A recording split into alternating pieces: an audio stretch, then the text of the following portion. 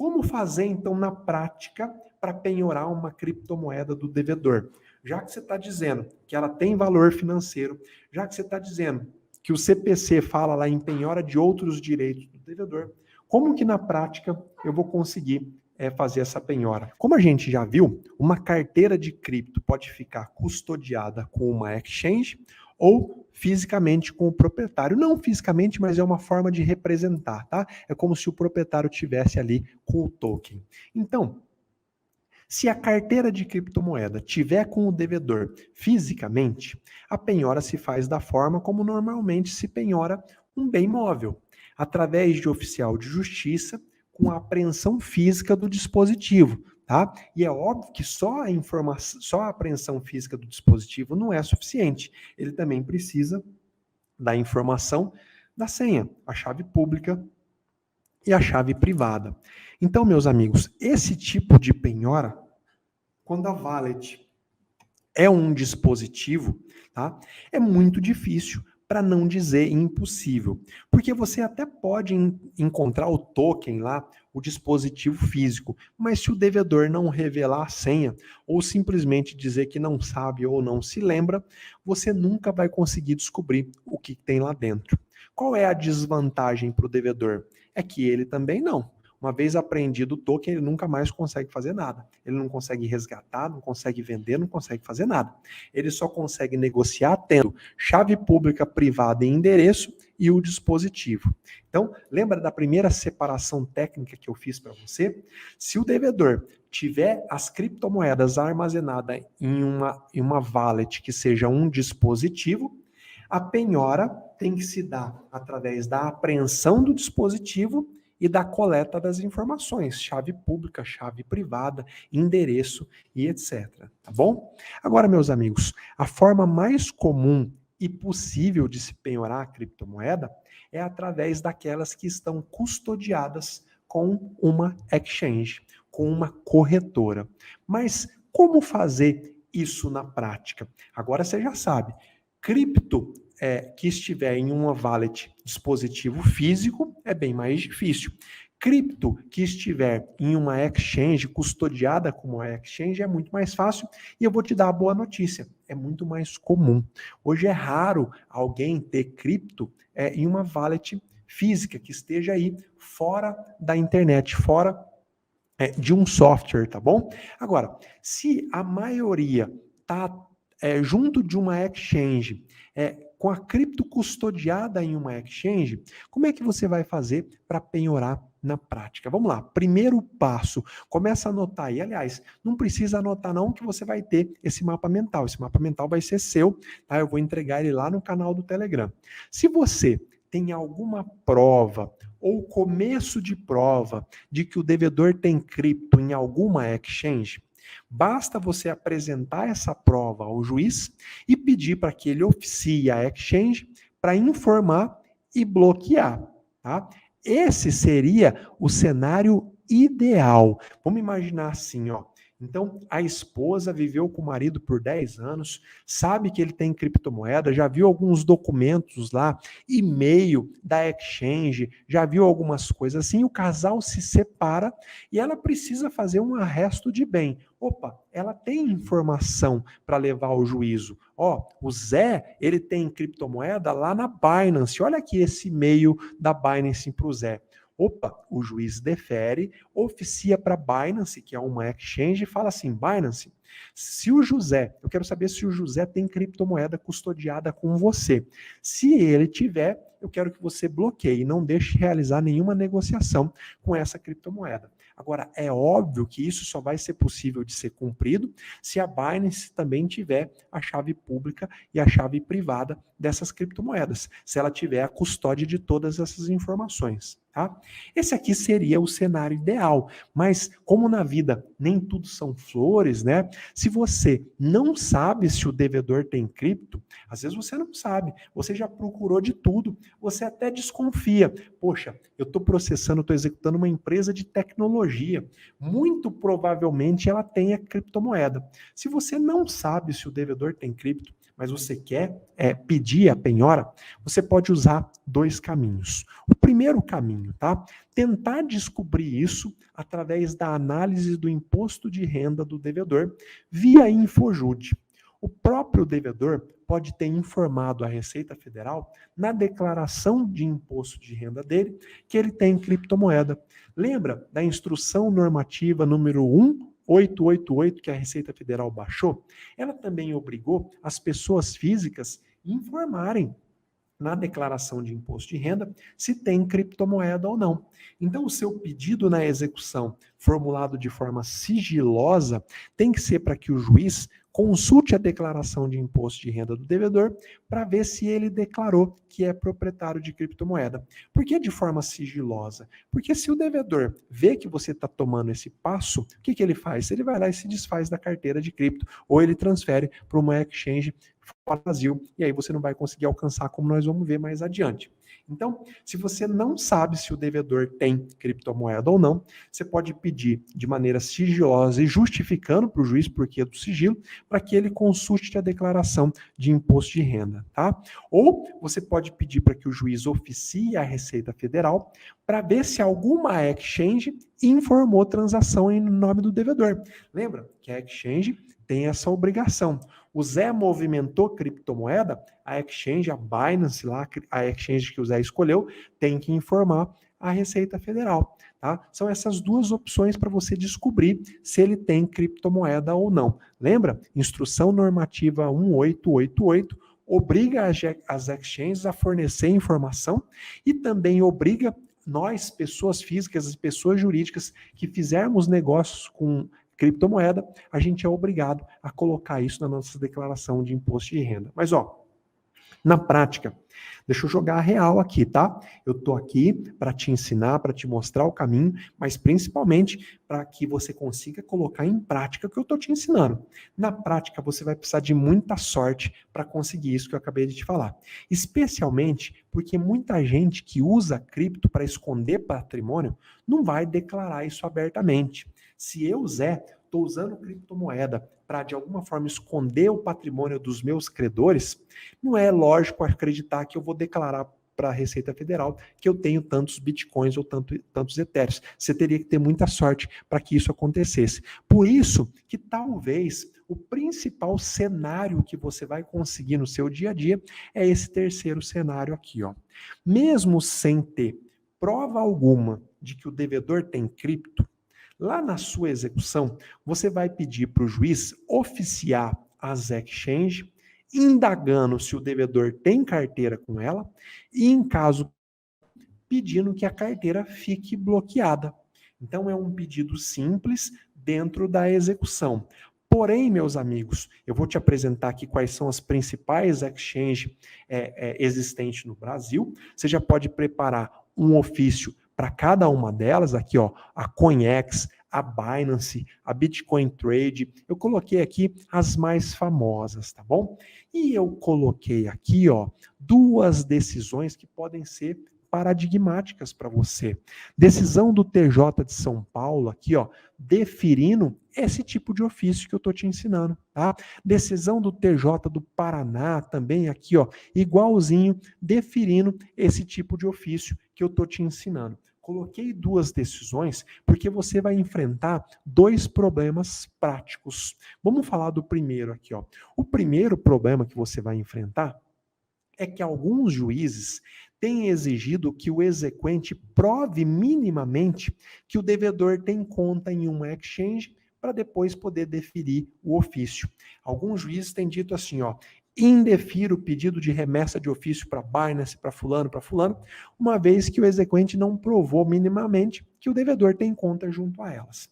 Coloquei aqui uma decisão nesse sentido do TJ de São Paulo, mas eu quero aqui trazer uma reflexão para mim, para você, para todos os juízes, todos os desembargadores, todos os ministros que um dia forem assistir esse vídeo. Eu, professor José Andrade, no exercício da minha docência, particularmente entendo que essa exigência aqui é rigorosa demais e ela só facilita a vida do devedor que se esconde através das burocracias da justiça. Meu amigo, Na prática, como que um credor vai conseguir uma prova de que o devedor tem conta em uma exchange? Isso são documentos particulares. O credor não tem acesso a documentos particulares do devedor. A corretora, a exchange, não vai me informar se eu for credor e dizer assim, ó, me diz aí se o Zé tem conta com você. Ela vai falar, não, só digo para o Zé. A informação do Zé é protegida por sigilo. Na prática, meu amigo, procura sempre argumentar na sua petição, quando você for pedir para o juiz oficiar para uma corretora, procura sempre argumentar e mostrar que isso não é custoso para o juiz. Mandar alguns ofícios não é custoso para o judiciário. Custoso é a execução ficar parada, aumentando a fila de ações lá na vara, levando o crédito para prescrição, fazendo com que as pessoas não acreditem mais na justiça. Custoso é o desprestígio que isso gera para a imagem da justiça. Qual o desprestígio? Poxa, eu tenho um crédito, levo ele para o juiz se nega a pedir uma informação que só ele pode conseguir e o meu crédito vai para a prescrição. Isso é um grande desprestígio à imagem da justiça. Então, argumenta, traz argumentos sólidos para o magistrado. Juiz, eu não tenho como descobrir, mas é muito provável que ele tenha, sim, por isso e aquilo. Ou o principal, deixar sempre para pedir esse tipo de ofício uma das últimas formas de buscar patrimônio. Depois que você tentou Sisbajude, Renajude, Cirei, procurar bens na casa do devedor, depois que você já tentou de tudo, vem lá com o último suspiro, como se fosse o último pedido antes da morte, né? Juiz, então, antes da prescrição comer o meu crédito, eu quero que seja oficiado para essas e essas exchanges. Eu não tenho como provar que o devedor tem conta lá, mas nós já tentamos de tudo. E antes do meu crédito prescrever, eu gostaria de fazer mais essa tentativa, tá bom? Nós, membros da magistratura, precisamos entender que o nosso serviço só tem sentido quando ele entrega resultado. Quando ele não entrega resultado, não tem sentido nenhum. Agora, alternativamente, como eu disse, deixa para fazer esse pedido depois que você tiver feito todas as buscas tradicionais, sem que você tenha tido êxito. Deixa para o final. A chance do juiz indeferir é menor. Vou falar aqui uma coisa muito prática, mas que pouca gente conhece. Alternativamente, você pode pedir um alvará de informação. Onde que está previsto isso? Você vai encontrar isso na lei? Não, você não vai encontrar isso na lei. Na prática, alguns juízes já fazem um alvará de informação para que se consulte endereço da parte. O que seria esse alvará de informação? O juiz autoriza que a companhia telefônica, por exemplo, informe a você eventual endereço que o devedor tenha lá cadastrado. Então o juiz dá esse alvará para você e você que vai levar na companhia de água, na companhia de luz. O que eu estou propondo aqui é, antes do juiz indeferir esses ofícios, já que se o juiz não quer que o cartório dele peça, não quer que o cartório faça os ofícios, como se isso fosse muito difícil, muito trabalhoso, né? Que o juiz então autorize a própria parte a fazer o questionamento direto nas exchanges. Binance, o Zé tem conta aí com você? BitcoinX, o Zé tem conta aí com você? Então é como se o juiz te desse aí um salvo-conduto, um alvará, para que essas empresas prestassem a informação para você, tá bom? É uma alternativa, tem muitos juízes já usando esse tipo de saída. No mesmo pedido de ofício, então, quando você pede para o juiz, o próprio juiz vai oficiar para as exchanges, no mesmo pedido de ofício, você vai pedir para que se bloqueie e para que dê um passo seguinte, como nós vamos ver adiante. Meu amigo, minha amiga, eu sei que isso tudo pode parecer muito novidade para você, mas olha, isso já tem funcionado na prática. Eu já consegui algumas vezes, não muitas, tá? Já consegui algumas vezes realizar a penhora e dar o passo seguinte, que eu vou te falar agora. E se o bloqueio, e se der certo? E se o bloqueio e a penhora forem feitos? Qual é o próximo passo? Meu amigo, o próximo passo sempre tem que ser a venda antecipada dos bens penhorados. O artigo 852, inciso 1 do CPC, fala assim: o juiz determinará a alienação, ou seja, a venda antecipada dos bens penhorados, quando 1. Se tratar de veículos automotores, de pedras e metais preciosos e de outros bens móveis sujeitos à depreciação ou a deterioração. Meu amigo, ninguém duvida da volatilidade nas criptomoedas. Uma criptomoeda hoje pode estar valendo 100 e amanhã está valendo 0. Em 24 horas, às vezes até menos. É muito volátil. Ela pode amanhecer com um valor de mercado e anoitecer com outro. Então, o pedido que você vai fazer para o juiz sempre é: oficie a exchange. Se tiver criptomoeda custodiada com ela, que se bloqueie, e já quero que seja feita a venda imediata, a negociação imediata, transformando em moeda tradicional e depositando nos autos. É claro que antes da venda, sempre o juiz tem que ouvir a parte contrária, isso lá no artigo 853. Quando uma das partes requerer alguma das medidas previstas nessa seção, ou seja, a medida da alienação, o juiz ouvirá sempre a outra parte no prazo de 3 dias antes de decidir. E aí, o juiz ouve a outra parte. Se a outra parte não der nenhuma razão plausível, o juiz determina que a exchange negocie imediatamente, vende os bitcoins, transforma em real, e esse valor é enviado para a conta judicial. Meu amigo, só não se esquece que a gente está falando de uma nova tecnologia. Se a exchange não detiver a chave pública, a chave privada da criptomoeda, nem ela vai conseguir realizar essa venda. Mas o devedor pode ser forçado a fazer. Ó, devedor, a gente já descobriu que você tem lá 10 bitcoins. A exchange já está proibida de negociar essas bitcoins, de autorizar que você negocie. Então, a sua alternativa agora é vender, depositar aqui no processo ou entregar a chave pública e privada para que a exchange o faça. Lembra, os juízes, os advogados, os desembargadores, os ministros não estão acostumados com essas tecnologias. Então eu preciso primeiro conhecer a tecnologia antes de sair penalizando, por exemplo, o dono de uma exchange porque ele não vendeu as criptomoedas quando eu determinei. Mas olha, se ele não tem a chave pública e a chave privada, ele não consegue fazer essa venda. Não é que ele não queira. O sistema protege. Por isso que o sistema tem ganhado tanta força, que o sistema tem mecanismos de proteção que ninguém consegue superar. Então, repetindo, não é só oficiar para a exchange, não é só penhorar formalmente no processo e bloquear a negociação lá na corretora, na exchange, mas é também solicitar que seja feita a venda, meus amigos, tá? É solicitar que seja feita a venda. Feita a venda, o dinheiro é depositado na conta judicial. Deixa eu te falar uma coisa que é muito importante aqui, ó. A pasta de dente e a fé na execução. Meu amigo, eu quero que você grave uma coisa agora.